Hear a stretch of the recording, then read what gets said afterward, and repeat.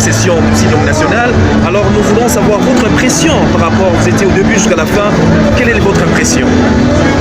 En tout cas, j'ai vraiment aimé aujourd'hui tout ce qui s'est passé à l'église et aussi j'ai vraiment aussi apprécié la présence de son Excellence le Président de la République et aussi Madame.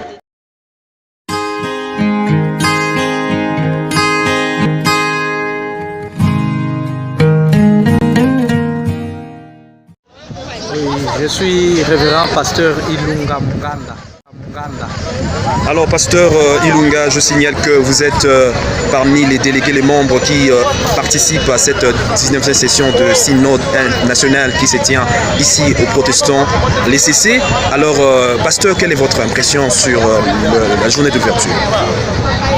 Oui, c'est une impression de joie, de satisfaction, et parce que tout s'est déroulé dans le calme, sans incidence majeure et dans la joie. Par rapport au thème, pasteur, le thème qui a été retenu, c'est le réveil de l'Église face à la crise du monde.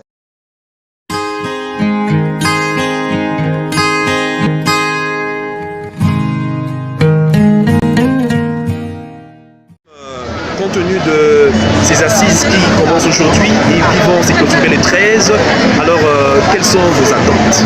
En tout cas, contre toutes ces assises, comme le révérend, le pasteur lui-même l'a dit, nous espérons que nous pouvons travailler tous ensemble, justement pour notre pays et aussi pour le membre et la population ici pour la paix, pour un peu en finir avec la crise.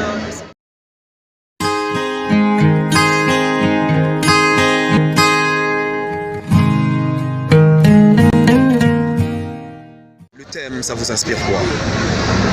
Le thème, ça nous rappelle, ça nous interpelle à la prise de conscience parce qu'à un moment donné, l'Église commence à se distraire un peu par rapport à la mondialisation, par rapport à la technologie moderne et tout le monde veut être distrait. Et avec ce thème-là, je suis très content de ça parce que le thème nous a réveillés du sommeil pour que nous puissions être attentifs à la crise que vit le monde. Et par rapport aux travaux, comment est-ce que vous souhaiterez que les travaux se passent? Dans l'auditoire, on a rappelé que les travaux commencent demain et que vous devez travailler dans la tolérance, les avis les uns des autres. Mais vous souhaiterez comment pour que vous aboutissiez à des recommandations? Oui, nous ne pouvons que nous ranger derrière ces souhaits des autorités qui veulent voir un travail commencer, cheminer et terminer en toute douceur et dans la paix, que nous ayons une nouvelle équipe qui va nous diriger les 6 prochaines années, au lieu qu'il y ait...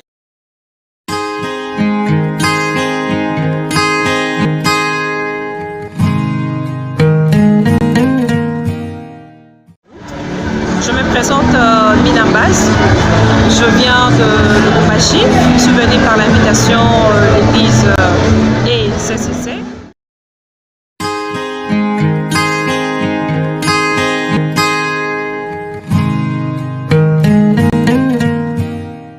Merci beaucoup, pasteur. Sa dernière question. Vous avez vu la présence du chef de l'État. Pour vous, ça vous représente quoi? Oui, c'est un honneur pour nous, c'est une façon d'honorer notre Église et tout ce que nous faisons et accompagner le chef de l'État à maintenir la paix et la survie de son peuple congolais. Un message, rappelez votre nom et vous venez de quelle province? Je suis révérend pasteur Ilunga Muganda. Je viens de la province ecclésiastique du Grand Bandundu. Je suis de la communauté 48e Sebawe. Je vous remercie, pasteur. Merci.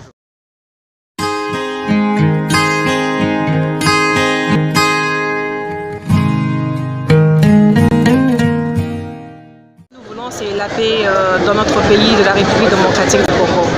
Très bien, madame. Je crois.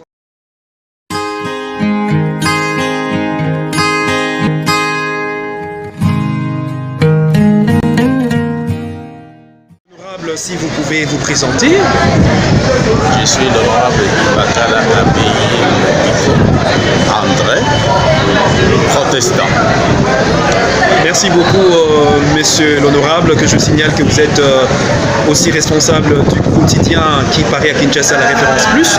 Alors aujourd'hui, nous vous abordons à la fin de la manifestation de la 19e session de Synode.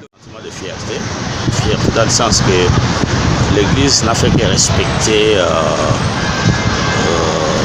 les statuts ou la constitution de l'Église qui demande à ce qu'après 6 ans, il y ait un synode électif. Et c'est ce qui venait d'avoir lieu ici. Mais c'est un moment solennel. Et ils ont eu le privilège d'inviter les chefs de l'État. Puis son agenda a permis d'être là. Et vous savez que les CC, avec déjà plus de 90 communautés, donc les communautés sont en compétition, je peux le dire. Mais l'élément essentiel, c'est que les CC fonctionnent sur base de l'unité dans la diversité. Mais souvent, il y a des gens qui confondent ou qui ne se mettent pas toujours en règle pour respecter l'unité.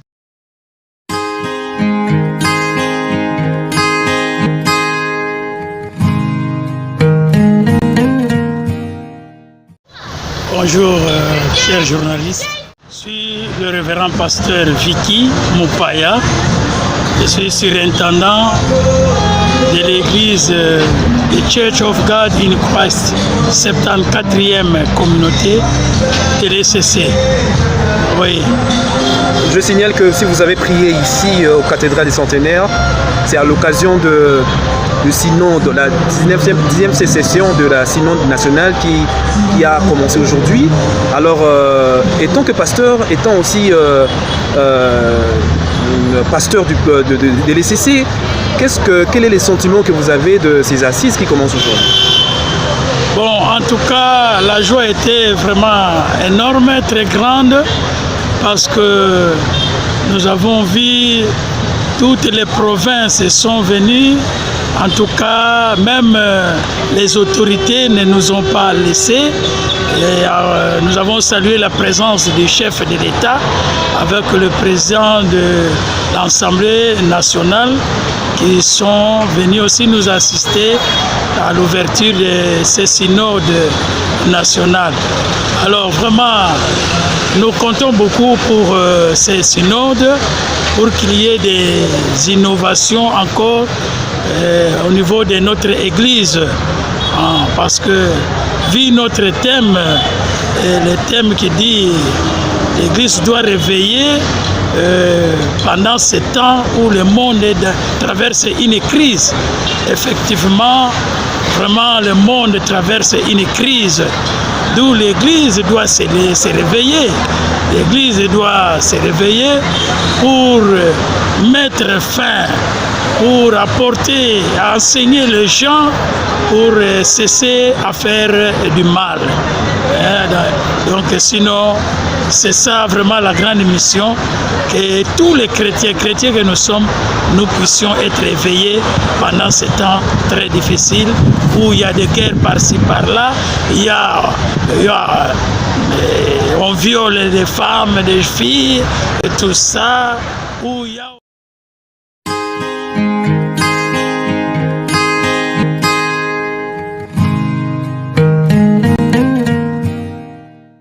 Il y a des gens qui confondent ou qui ne se mettent pas toujours en règle pour respecter l'unité dans la diversité. Merci beaucoup, honorable. Je signale que les activités commencent aujourd'hui et certainement c'est clôture le 13. Alors, le thème qui a été retenu, c'est le réveil de l'Église face à la crise du monde.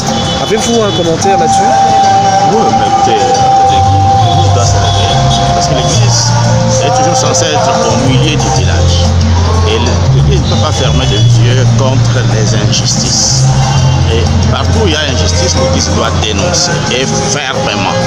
Que les injustices viennent de gauche ou de droite, ou du centre ou du pouvoir, l'Église l'Église doit montrer une position ferme pour que les enfants du monde ou même de la RDC, selon la Constitution, nous sommes créés à l'image de Dieu et nous sommes tous égaux devant la loi. Et il ne doit pas y avoir des gens qui sont au-dessus de la loi. Et quand il y a injustice, l'Église est toujours du côté des faibles. Donc pour que ceux qui sont puissants puissent corriger leur façon de voir les choses pour partager la justice, l'équité. Je vous remercie, honorable. Je vous en prie.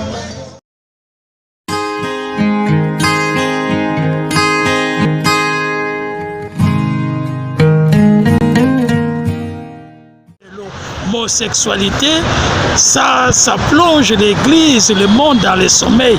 Alors la parole de Dieu, l'Église doit se lever pour prêcher, pour que les gens puissent abandonner de telles pratiques. Merci beaucoup. Une dernière question. Je signale que dans l'allocution du président national de l'Église des CC, il a aussi évoqué ça, ce qui se passe à l'Est. Il faut vraiment que cela s'arrête. Alors, je ne sais pas, mais je signale que les assises commencent aujourd'hui et vont finir le 13. Alors, quelles sont vos attentes? Oui, personnellement, comme nous sommes, c'était un synode électoral, mais voyant notre président, ce qu'il a fait, il a maîtrisé quand même l'Église. L'Église est en paix. En tout cas, il y a progression de l'Église du Christ au Congo.